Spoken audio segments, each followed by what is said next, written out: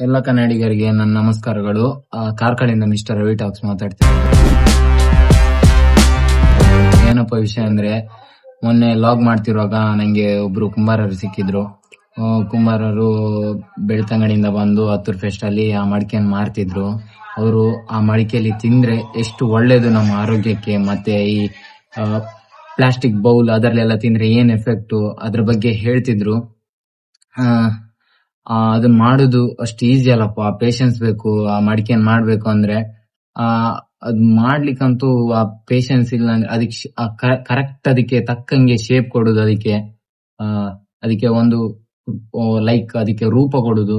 ಹೇಗೆ ಅಂದ್ರೆ, ಅದು ಈಗ ನೋಡಿ ಮನ್ಸಲ್ಲಿ ಅನ್ಕೋಬೇಕು ಅದನ್ನ ಬಾಟ್ಲಿ ರೀತಿಯಲ್ಲಿ ಮಾಡ್ತಿದ್ದೇನೆ ಅಂತ ಅನ್ಕೊಂಡ್ ಅದಕ್ಕೆ ಆ ಕೈಯಿಂದ ಪೇಶನ್ಸ್ ಇಂದ ಸಮಾಧಾನದಿಂದ ಅದಕ್ಕೊಂದು ಒಳ್ಳೆ ಶೇಪ್ ಕೊಡುದು.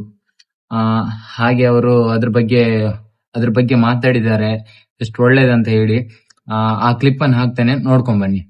ಹೇಗನ್ನಿಸ್ತಿದೆ ಜಾತ್ರೆಗೆ ಬಂದು? ಈ ವರ್ಷ ಎಷ್ಟು ಗ್ರ್ಯಾಂಡ್ ಆಗಿದೆ? ಬಹಳ ಖುಷಿ ಆಗ್ತಾ ಇದೆ. ವರ್ಷದಲ್ಲಿ ಇಲ್ಲಿ ಹತ್ತೂರು ಜಾತ್ರೆ ಅಂದ್ರೆ ಬಹಳ ಒಂದು ಪ್ರಸಿದ್ಧವಾದ ಜಾತ್ರೆ ಅಂತ ನನ್ನ ಮನಸ್ಸಿಗೆ ಅನಿಸ್ತದೆ. ಯಾಕಂತ ಹೇಳಿದ್ರೆ ವರ್ಷಂಪ್ರತಿ ನಾವು ಇಲ್ಲಿ ಮಡಿಕೆ ವ್ಯಾಪಾರಕ್ಕೆ ಅಂತ ಹೇಳಿ ನಾನು ಧರ್ಮಸ್ಥಳದಿಂದ 10 ಕಿಲೋಮೀಟರ್ ದೂರ ಕಾಯರ್ತರ್ಕ ಅಂತ ಹೇಳಿ ಒಂದು ಊರುಂಟು, ಕಳಿಂಜೆ ಗ್ರಾಮ, ಬೆಳ್ತಂಗಡಿ ತಾಲೂಕು. ಅಲ್ಲಿಂದ ನಾನು ಮಡಿಕೆ ತಂದು ಇಲ್ಲಿ ವ್ಯಾಪಾರ ಮಾಡ್ತಿದ್ದೇನೆ. ದೇವರ ದಯದಿಂದ ನಮ್ಗೆ ಎಲ್ಲ ಅನುಕೂಲ ಉಂಟು. ಮತ್ತು ಇಲ್ಲಿ ಚರ್ಚಿನ ಪೂಜೆ ಬಗ್ಗೆ ಬಹಳ ಗೌರವ ಇದೆ.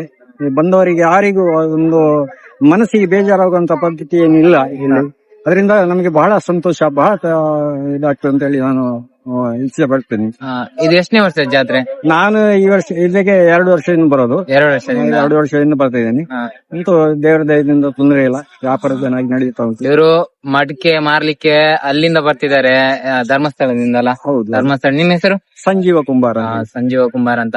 ನಿಮ್ಗೆ ಹೊಟ್ಟೆಗೆ ತಂಪಾಗ್ಬೇಕಂದ್ರೆ ಇಲ್ಲಿ ಲೈಕ್ ಪ್ಲಾಸ್ಟಿಕ್ ಪಾತ್ರೆಯಲ್ಲಿ ಮಾಡಿ ತಿನ್ನುವುದು ಬಿಟ್ಟು ಇಲ್ಲಿ ಮಡಿಕೆಯಿಂದ ಮಾಡಿರೋ ಆಹಾರ ಒಳ್ಳೇದು. ಯಾಕಂತ ಹೇಳಿದ್ರೆ ಈಗಿನ ಆಹಾರ ಪದಾರ್ಥಗಳ ಬಗ್ಗೆ ನೀವು ಯೋಚನೆ ಮಾಡೋದಿದ್ರೆ ಎಲ್ಲಾ ಫುಡ್ ಪಾಯ್ಸನ್. ಪ್ರತಿಯೊಂದು ಅಕ್ಕಿ ಬೆಳೆಯಬೇಕಾದ್ರು ಅದಕ್ಕೆ ರಸಗೊಬ್ಬರ ಹಾಕಿ ಅದರಲ್ಲಿ ಫುಡ್ ಪಾಯ್ಸನ್ ಹಾಕಿ ಬೇಯಿಸೋದು ಮಾಡುವಂತದ್ದು.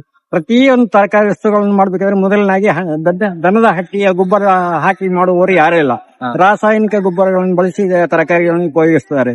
ಅದನ್ನು ಶೀಘ್ರವಾಗಿ ಬೆಳವಣಿಗೆ ಅಂದ್ರೆ 6 ತಿಂಗಳಲ್ಲಿ ಅಥವಾ 3 ತಿಂಗಳಲ್ಲಿ ಒಂದು ಫಲವಸ್ತು ಇದ್ರೆ ಈಗ ಬರೀ 1-1.5 ತಿಂಗಳಲ್ಲಿ ಆ ಫಲವಸ್ತುವನ್ನು ತೆಗುವಂತ ಚಮತ್ಕಾರ ನಮ್ಮ ಈ ದೇಶದಲ್ಲಿ ನಡೆಯುತ್ತಾ ಇದ್ದರಿಂದ ಅದನ್ನು ನಾವು ತಂದು ಪುನಃ ಮಾಡುವುದು ಪಾಯ್ಸನ್. ಅಂದ್ರೆ ಅಲ್ಯೂಮಿನಿಯಂ ಪಾತ್ರ ಅಥವಾ ಸ್ಟೀಲ್ ನ ಪಾತ್ರ ಅದರಲ್ಲಿ ಬೇಯಿಸಿ ಮಾಡುವಂಥದ್ದು.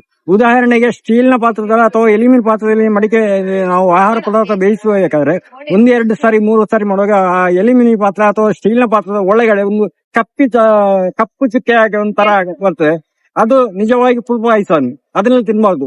ಮಣ್ಣಿನ ಮಡಿಕೆಯಲ್ಲಿ ಮಾಡಿ ತಿಂದ್ರೆ ಆರೋಗ್ಯಕ್ಕೆ ಬಹಳ ಉತ್ತಮ. ಯಾಕಂತ ಹೇಳಿದ್ರೆ ಹಿಂದಿನವರು ಈಗಲೂ 50 ವರ್ಷ 100 ವರ್ಷದವರೆಗೆ ಬದುಕಿ ಬಾಳಿದವರು ಇವತ್ತಿದ್ದಾರೆ. ಯಾಕಂತ ಹೇಳಿದ್ರೆ ಅವರು ತಿಂದದ್ದು ಮಣ್ಣಿನ ಮಡಿಕೆಯಲ್ಲಿ. ಈಗಿನ ಜನರೇಷನ್ ಏನ್ ಮಾಡ್ತಾರೆ, ಶೋಗಾಗಿ ಅವರು ಇಂಥ ಸಾಮಗ್ರಿಗಳಂತ ಬಳಸ್ತಾರೆ. ಅದು ಯಾವತ್ತೂ ಹಾಳು. ಯಾಕಂತ ಹೇಳಿದ್ರೆ ಇದ್ರಲ್ಲಿ ವಾಟರ್ ನೋಡಿ, ನೀರು ಒಂದು ಜಗ್ಗಲ್ಲಿ ನೀರು ಇತ್ತು, ರಾತ್ರಿ ನೀರು ತುಂಬಿಸಿ ಬೆಳಗಿನ ಜಾವ ಸಣ್ಣ ಮಕ್ಕಳಿಗೆ 1 ಗ್ಲಾಸ್ ನೀರು ಕೊಟ್ರೆ ಆರೋಗ್ಯಕ್ಕೆ ಬಹಳ ಒಳ್ಳೆಯದು. ಯಾಕಂದ್ರೆ ಅವರಿಗೆ ಆಲ್ಸರ್, ಗ್ಯಾಸ್ಟ್ರಿಕ್ ಇಂಥ ಪ್ರಾಬ್ಲಮ್ಗಳು ಬರೋದಿಲ್ಲ. ಹಾಗಾಗಿ ಮಣ್ಣಿನ ಮಡಿಕೆಯಲ್ಲಿ ಅದು ಒಂದು ಪ್ರತ್ಯೇಕ ರೀತಿಯ ಔಷಧಿಯನ್ನು ಉತ್ಪತ್ತಿ ಮಾಡಿ ನಮ್ಗ ಶರೀರದೊಳಗೆ ಸೇರಿಸಿ ನಮ್ಮ ಜೀವನದಲ್ಲಿ ಒಂದು ಒಳ್ಳೆಯ ತೃಪ್ತಿಯನ್ನು ಕೊಡುವಂತ ಪದ್ಧತಿ ಇದೆ. ಆದ ಕಾರಣ ಪ್ರತಿಯೊಬ್ಬರಿಗೆ ಹೇಳೋದು, ದಯವಿಟ್ಟು ಅಲ್ಯೂಮಿನಿಯಂ ಅಥವಾ ಸ್ಟೀಲ್ ನ ಪಾತ್ರದಲ್ಲಿ ಬೆಳೆಸಿಕೊಳ್ಳಬೇಡಿ, ಮಣ್ಣಿನ ಪಾತ್ರಗಳನ್ನು ಉಪಯೋಗಿಸಿಕೊಳ್ಳಿ. ಮಣ್ಣಿನ ಪಾತ್ರ ಕೈನ ಕೆಳಗೆ ಉಳಿಯುತ್ತಾ ಅಂತ ಹೇಳುವ ಜನಗಳೊಂದು ಅಭಿಪ್ರಾಯ ಉಂಟು. ಅದಕ್ಕೆ ನನ್ನ ಒಂದು ಉದಾಹರಣೆ, ನಾವು ನಡ್ಕೊಂಡು ಹೋಗುವಾಗ ಕಾಲು ಜಾರು ಬಿದ್ದರೆ ನಮ್ ಕೈಕಾಲು ಮುರಿಯುತ್ತದೆ. ಹಾಗಂತೇಳಿ ನಾವು ದುಡ್ಡು ಕೊಟ್ಟು ತೆಕೊಂಡು ಮಡಿಕೆಯನ್ನು ಪುಕ್ಸಟೆ ಕೆಳಗೆ ಹಾಕಿ ಹೊಡೆಯುವುದಲ್ಲ, ಅದನ್ನು ಬಳಸುವ ಪದ್ಧತಿಯನ್ನು ಸ್ವಲ್ಪ ಅನುಕರಿಸಿಕೊಳ್ಳುವುದು. ನಿಜವಾಗಿ ಕ್ರಮದಂತೆ ಒಂದು ಮಣ್ಣಿನ ಮಡಿಕೆಯಲ್ಲಿ ಪದಾರ್ಥವನ್ನು ಮಾಡಲಿಕ್ಕೆ ಸುಮಾರು ಅದು ಎಷ್ಟು ವರ್ಷ ಆದ್ರೂ ಏನಾಗುದಿಲ್ಲ. ಕೈನ ಕೆಳಗೆ ಬೀಳೋದಾಗಿ ನೋಡಿದ್ರೆ ಅದು ಏನೂ ಆಗುದಿಲ್ಲ.